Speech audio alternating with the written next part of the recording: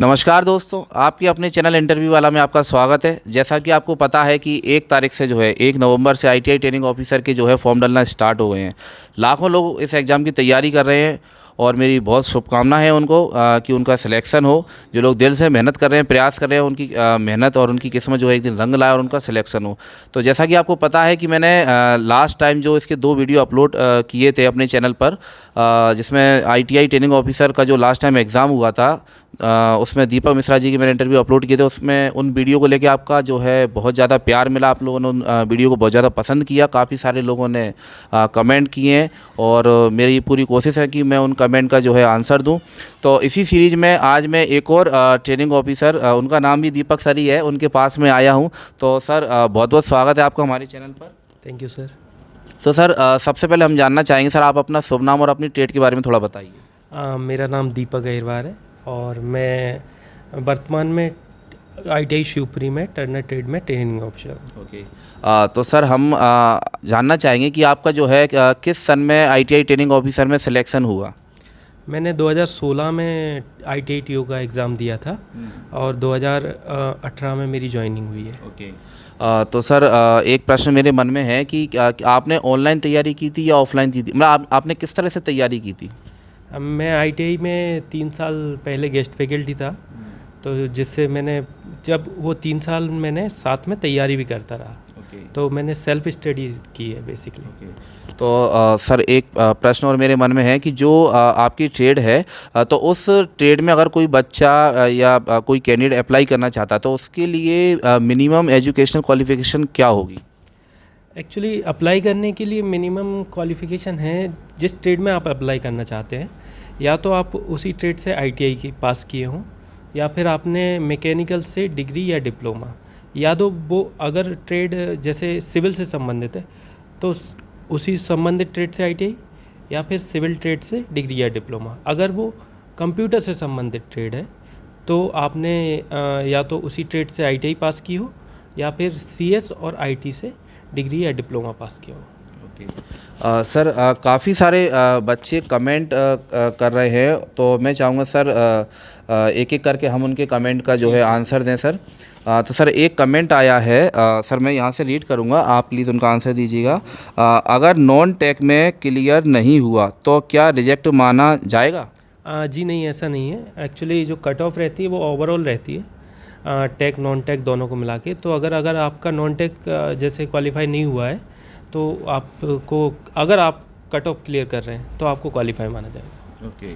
और सर स्वाति विश्वकर्मा जी ने अभी एक दिन पहले ही एक कमेंट किया है, सर जी मेरा पीजीडीसीए भी है और आईटीआई भी, किससे फॉर्म भरूं समझ नहीं आ रहा है, प्लीज़ बताइए। टर्नर एससीवीटी गर्ल्स अप्लाई कर सकते हैं क्या, और अगर पीजीडीसीए से फॉर्म भरते हैं तो किस बुक से पढ़ाई करें, प्लीज़ बताइए। एक्चुअली अगर आपने पीजीडीसीए पास किया हुआ है तो आप कोपा ट्रेड में अप्लाई कर सकते हैं। और आईटीआई चाहे एससीबीटी से अगर पास की हो या एनसीबीटी से पास की हो, दोनों ही आईटीआई की जो है मान्य है, दोनों से ही आप अप्लाई कर सकते हैं। हमने पीजीडीसीए पास किया है इसलिए।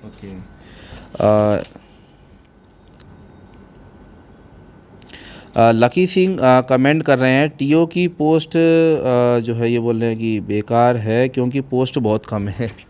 ऐसा नहीं है कि पोस्ट कम है, मैंने भी बहुत कम पोस्ट के लिए जो है क्वालिफाई किया है। ये तो आपके ऊपर डिपेंड करता है कि आप अगर एक वैकेंसी है तो उस वैकेंसी पर भी क्वालिफाई करने की हिम्मत रखें। सही बात है, क्योंकि कोई ना कोई बंदा तो या बंदी उस पोस्ट पे अप्लाई तो करेगा ही और सिलेक्शन तो होगा ही। पोस्ट तो चाहे कम आए चाहे ज़्यादा आए, ये तो डिपेंड करता है आपकी मेहनत के ऊपर।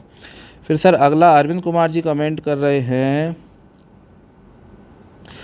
इस वीडियो में सर ने कोपा के लिए कौन सी पब्लिकेशन की बुक बताई है, निमी के अलावा कोई बता सकते हैं प्लीज़, सही से सुनाई नहीं दिया।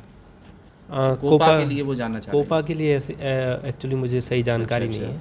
तो सर इसका मेरे को दीपक सर से मेरी लास्ट टाइम बात हुई थी, एक निमी पब्लिकेशन की जो बुक ऑनलाइन उन्होंने भारत स्किल की वेबसाइट से डाउनलोड करने के लिए बोला था, तो वो मार्केट में RK या NK करके, हाँ NK करके डीजल मैकेनिक की तैयारी किस बुक से करें। डीजल मैकेनिक बुक जो, सॉरी इसको थोड़ा, डीजल मैकेनिक की तैयारी के लिए आप एक तो निमी की बुक्स फॉलो कर सकते हैं, दूसरा धनपत राय पब्लिकेशन की बुक्स आती उसको भी फॉलो कर सकते हैं, और डीजल मैकेनिक के लिए मैकेनिकल अगर इंजीनियर हैं तो वो ऑटोमोबाइल इंजीनियरिंग की बुक का भी थोड़ा सा रेफरेंस ले सकते हैं। ओके। एक अगला वीएल लोधी जी कमेंट कर रहे हैं, सर डीजल मैकेनिक में लाइट मोटर व्हीकल लाइसेंस के बिना फॉर्म में अप्लाई नहीं कर सकते हैं क्या? एक्चुअली आप अप्लाई कर सकते हैं, पर सिलेक्शन अगर आपका हो जाता है तो लाइसेंस बहुत जो है नेसेसरी है। अगला कमेंट विदिशा जी कर रही हैं, किस ये बुक बता दीजिए। तो सर ने बुक बता ही दी है। अब सर एक कमेंट और आ रहा है, एएम कंप्यूटर करके कमेंट कर रहे हैं, सर बुक नहीं मिल रही है। बुक्स एक्चुअली आपको अगर बुक्स नहीं मिल रही हैं तो आप भारत स्किल की साइट पर जाके बुक्स का पीडीएफ डाउनलोड कीजिए और उसको प्रिंट करवा लीजिए। सही है। हिमांशु देवड़ा जी कमेंट कर रहे हैं, अब व्यापम का पैटर्न बहुत अलग हो गया है और क्वेश्चन भी। हाँ बिल्कुल, थोड़ा सा एक्चुअली डे बाई डे थोड़ा सा टफ तो होता जा रहा है, क्योंकि कंपटीशन भी बढ़ता जा रहा है, लेकिन हमें उस हिसाब से अपनी मेहनत भी बढ़ानी चाहिए। सही। दौलत घोरमरे जी कमेंट कर रहे हैं, सर क्वेश्चंस प्रैक्टिस कहाँ से करें? क्वेश्चन प्रैक्टिस के लिए एक्चुअली उसी में, जैसे अपन भारत स्किल की साइट पे जाते हैं तो उसमें एक असाइनमेंट नाम से आते हैं, उसमें जो है ऑब्जेक्टिव क्वेश्चंस रहते हैं, आप वहाँ से प्रैक्टिस कर सकते हैं। ओके।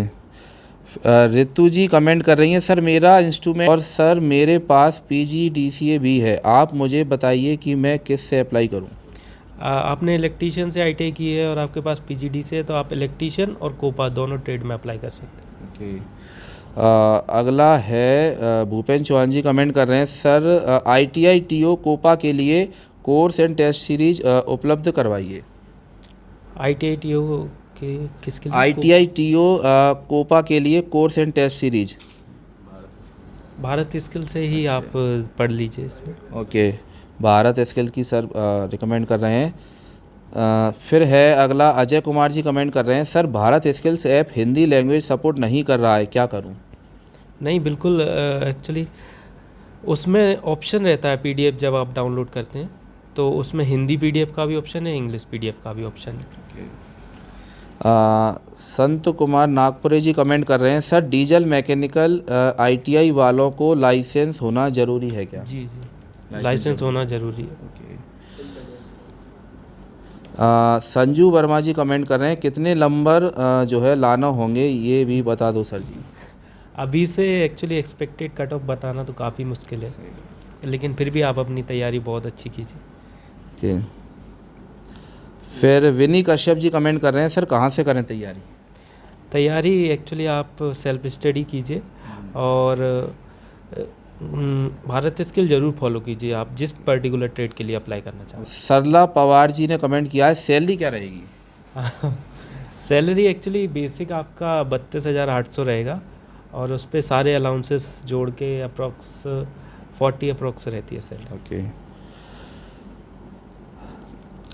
आकाश कुमार जी ने कमेंट किया है, बीकॉम कंप्यूटर एप्लीकेशन से है, सर मैं फॉर्म भर सकता हूँ, प्लीज़ रिप्लाई मी। जी, आप फॉर्म भर सकते हैं। करा लिया है, फिर से कराना होगा क्या, प्लीज़ रिप्लाई।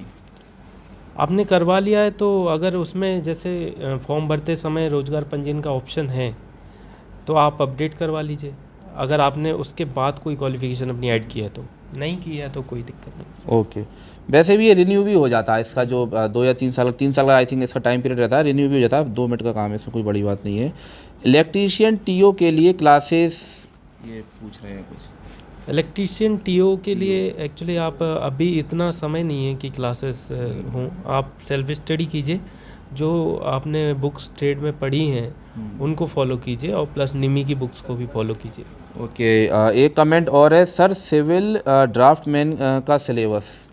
सिविल ड्राफ्टमैन का सिलेबस, आपको सिलेबस भी जो है भारत स्किल साइट पर मिल जाएगा। ओके। ये मंदर चौधरी साहब कमेंट कर रहे हैं, सर एग्ज़ाम में क्वेश्चंस को हिंदी या इंग्लिश में एक साथ पढ़ सकते हैं क्या, या फिर कोई पर्टिकुलर लैंग्वेज सिलेक्ट करके देना होता है? एक्चुअली आप जैसे एग्ज़ाम दे रहे होते हैं तो वहाँ पर एक जो लैंग्वेज चेंज करने के लिए ऑप्शन आते हैं, तो आप अपने हिसाब से लैंग्वेज चेंज कर लीजिए, इस क्वेश्चन को पढ़ लीजिए, उसका जवाब दे दीजिए। मतलब स्टार्टिंग में एक ऑप्शन आता है हिंदी या इंग्लिश, जो भी आप चूज़ करना चाहें, तो उसके बाद लाइक आप हिंदी चूज़ करते हैं तो पूरा एग्ज़ाम हिंदी में रहेगा, इंग्लिश चूज़ करते हैं तो इंग्लिश में रहेगा। बीच में भी आप अपनी लैंग्वेज चेंज कर अच्छा अच्छा, मतलब सर कह रहे हैं कि बीच में भी आप चाहो तो पर्टिकुलर किसी क्वेश्चन की लैंग्वेज आप चेंज कर सकते हो। ओके। भूपेन साहब कमेंट कर रहे हैं, sir mechanic motor vehicle trade के स्टूडेंट किस ट्रेड में अप्लाई करेंगे? मोटर मैकेनिक के स्टूडेंट्स के लिए एक्चुअली अभी वैकेंसीज नहीं आई हैं। अच्छा ओके। ममता विश्वकर्मा जी कमेंट कर रही हैं, ITI टर्नर ट्रेड वाले भर सकते हैं क्या? हाँ, आप फिटर से अप्लाई कर सकते हैं एक्चुअली। अच्छा ITI टर्नर। ओके। पूजा बघेल जी कमेंट कर रही हैं, सर MPTO के लिए नॉन टेक के लिए कहाँ से पढ़ें और किन टॉपिक पर ज़्यादा ध्यान दें, प्लीज़ बताइए सर।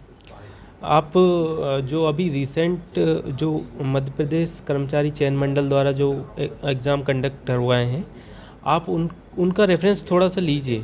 आप उनको देखिए कि क्वेश्चंस का रुख किस तरफ है। आप उनको रेफरेंस बना के फिर आप अपनी तैयारी कीजिए। सही है, मतलब सर का कहने का मतलब ये है कि लास्ट टाइम जो एग्ज़ाम हुए हैं, जो PEB या व्यापन, जिसका अब जो नाम चेंज हो चुका है, रिसेंट में अभी जो भी एग्ज़ाम उन्होंने कंडक्ट कराए तो उनका आप रेफरेंस ले सकते हैं। मार्केट में ऐसी काफ़ी सारी बुक्स अवेलेबल हैं, तो उससे आपको एक जनरली एक आइडिया लग जाएगी किस तरह से क्वेश्चन आ रहे हैं। ओके। एक्चुअली जो एग्ज़ाम होता है ना, उसके तुरंत बाद जो है PDF आ जाता है क्वेश्चन पेपर का।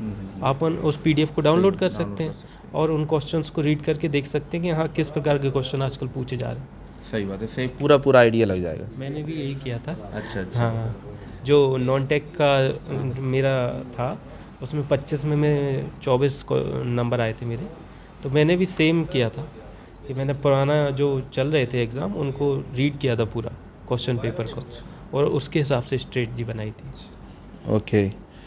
ये अभी चलो इसको अभी छोड़ते हैं। फिर है दिनेश चौहान साहब कमेंट कर रहे हैं, सर मेरे पास डीजल मैकेनिक ITI 1 साल का है, क्या मैं भी फॉर्म डाल सकता हूँ? जी, आप अप्लाई कर सकते हैं। अगर आप जो है अगर आपने ITI डीजल मैकेनिक से की है तो आप डीजल मैकेनिक ट्रेड में TO के लिए अप्लाई कर सकते हैं। के राहुल पूछ रहे हैं, इलेक्ट्रीशियन के लिए बेस्ट स्ट्रेटजी बता दो sir for MPTO for sure selection. Sure selection के लिए तो आप निमी की बुक्स को बिल्कुल अच्छे से पढ़ लीजिए, और नॉन टेक भी बिल्कुल पैरेलल में उस पर ध्यान देते चलिए। प्लस नॉन टेक में कंप्यूटर भी आता है तो आप कंप्यूटर पे भी ध्यान दीजिए। और पिछली बार सिलेबस में चूँकि मैट ड्राइंग था पर पूछा नहीं गया था, अब इस बार भी कहा नहीं जा सकता है कि पूछा जाएगा या नहीं पूछा जाएगा, लेकिन आप पैरेलल उस पर, ऐसा नहीं है कि मतलब उसको छोड़ देना है चूँकि पिछली बार नहीं पूछा गया था, तो उसको भी पैरेलल ध्यान देना है। जब आप इस स्ट्रेटजी को फॉलो करेंगे तो आप 100% सिलेक्शन पा जाएंगे। ओके। फिर एक कमेंट है, सर MMV ट्रेड वाले डीजल मैकेनिक TO का फॉर्म डाल सकते हैं क्या? जो है कमेंट का 1 by 1 आंसर दिया, उसके लिए हम तहे दिल से इनका शुक्रगुजार करते हैं। Thank you so much sir. Thank you sir. जो आप हमारे चैनल पर आए और आपने हमारे दर्शकों के एक कमेंट का 1 by 1 बहुत अच्छे से आंसर दिया। तो सर एक लास्ट में से आज आप हमारे जो है दर्शकों को क्या देना चाहेंगे जो लोग ITI TO की तैयारी कर रहे हैं? मेरा बस यही कहना है कि आप अच्छे से तैयारी कीजिए पूरी ईमानदारी के साथ, और कहीं भी कोई प्रॉब्लम आए तो आप चैनल पर जो है कमेंट में आप पोस्ट कीजिए। नेक्स्ट वीडियो में बिल्कुल ज़रूर उस क्वेश्चन का जवाब दिया जाएगा। Thank you so much sir जो आप हमारे चैनल पे आए। तो इसी के साथ हम लोग विदा लेते हैं, और भविष्य में मेरी पूरी कोशिश रहेगी कि मैं दीपक सर के साथ एक और सेशन करूं, एक और वीडियो रिकॉर्ड करूं।